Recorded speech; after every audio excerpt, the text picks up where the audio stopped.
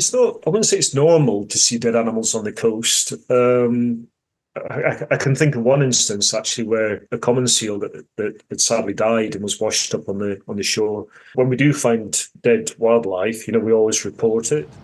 There's an organisation that comes and they can actually take the carcass away and they can analyse it. They do a necropsy and they can analyse and see what actually led to the cause of death. So it is always worth reporting them. My name's Paul Edwards. I'm the seasonal shorebird warden for Gibraltar Point National Nature Reserve. My job here is to manage the shorebird sanctuary. We've got to think about high tides coming. Some of the really high tides can wash the nests away.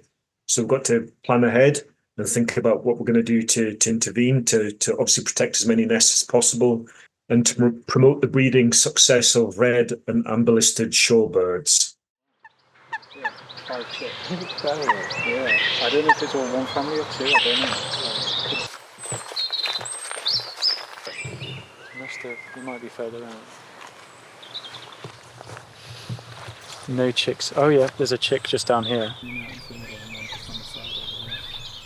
My name is Josh Shaw. I study wildlife conservation at NTU. I think my favourite animal would have to be the bullfinch because it's one of the UK's most colourful birds. Yeah, rainy day is probably one of the best days to see birds because that's when all the worms start to come to the surface and all the invertebrates will come out on the bark of the trees, so all the birds come out too. It's always nice to hear them singing on a rainy day. I think it'd be good to correctly identify wildlife because then for surveys, when we're doing habitat surveys and wildlife surveys, we can monitor the populations, especially birds, so we can see whether they're declining or increasing across the UK. It's that little croaky voice.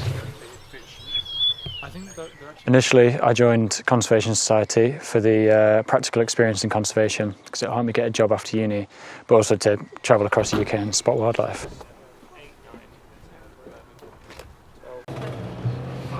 I bet he's a nice clean.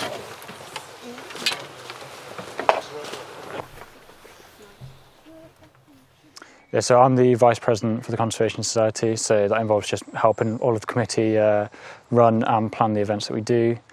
So we do lots of practical conservation events around the area and wildlife watching too.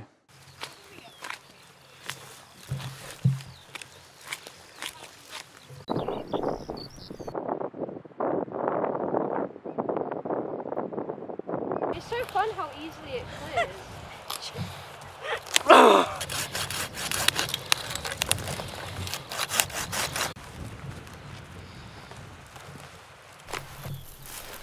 My name is Sina Jezri.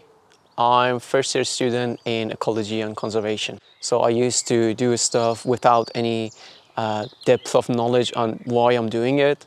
But now, the more I go into it, the more I understand the perspective of human impact in nature.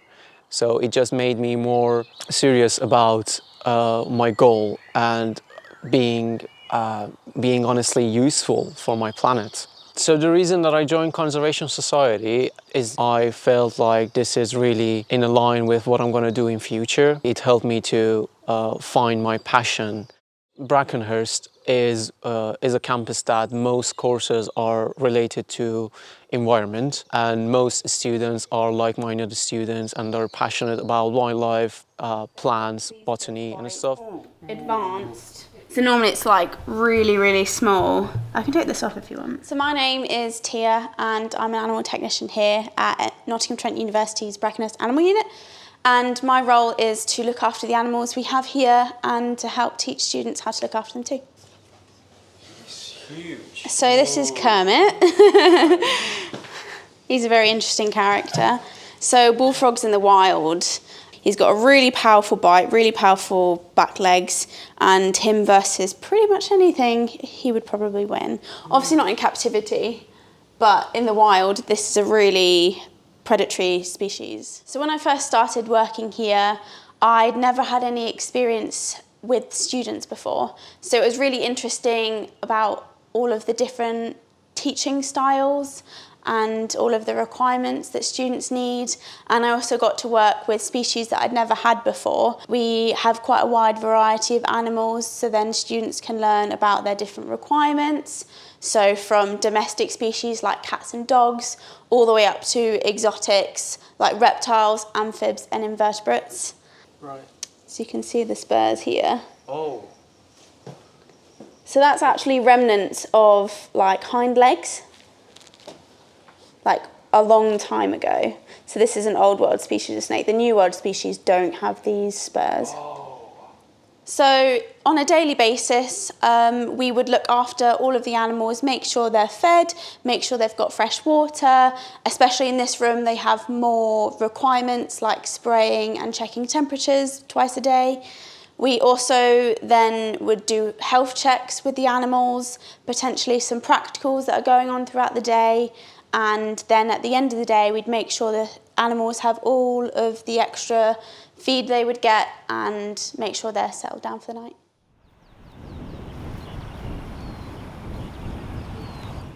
There's some sort of vertebrae there as well. Bring one back. Yeah, they look quite dense. I think they're more terrestrial, aren't they? Than marine. Yeah, it's quite far away from where they usually are. And the fin whale, about 2 months ago, I'm not sure. it was taken back out to sea by the coast again, by the tides. Yeah, so it's further down the coast now. Yeah, so yeah, we're always friendly. We're always engaging. We try and educate people just to kind of so that they can understand, why an area might be closed off seasonally.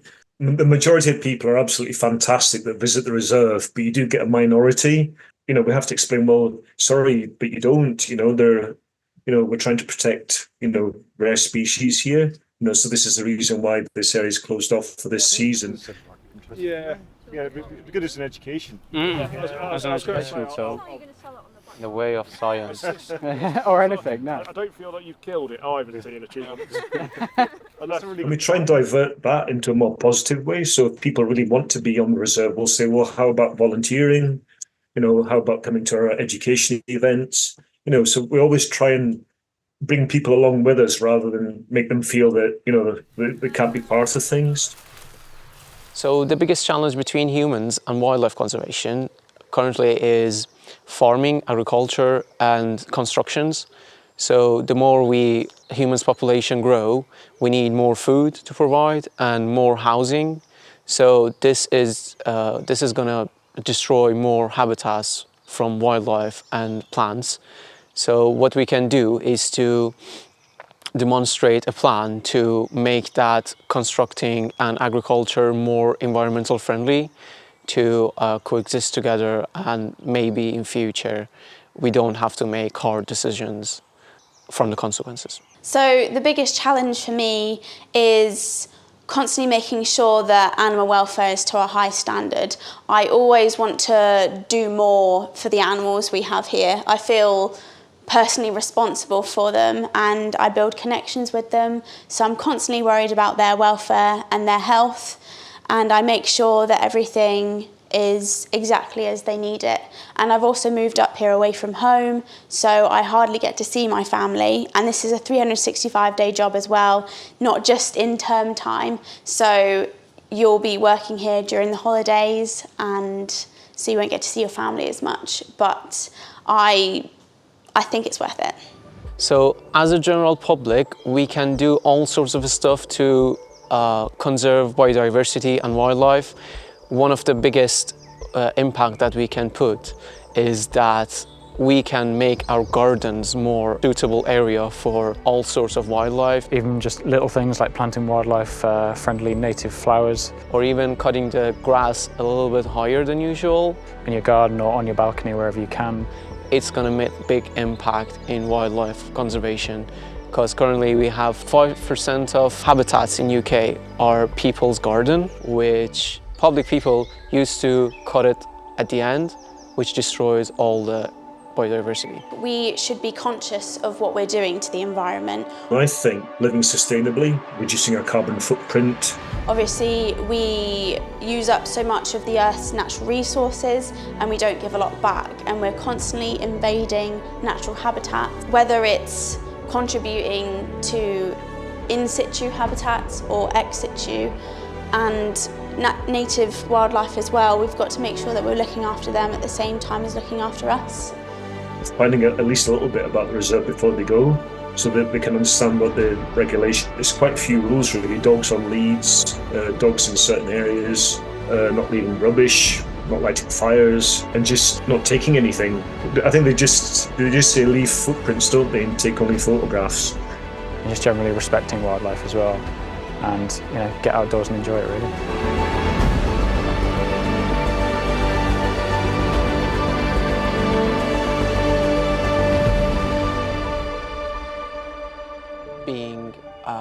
Being honestly useful for my planet. Thank you. Yeah, thank you so much for your time. So, Yeah.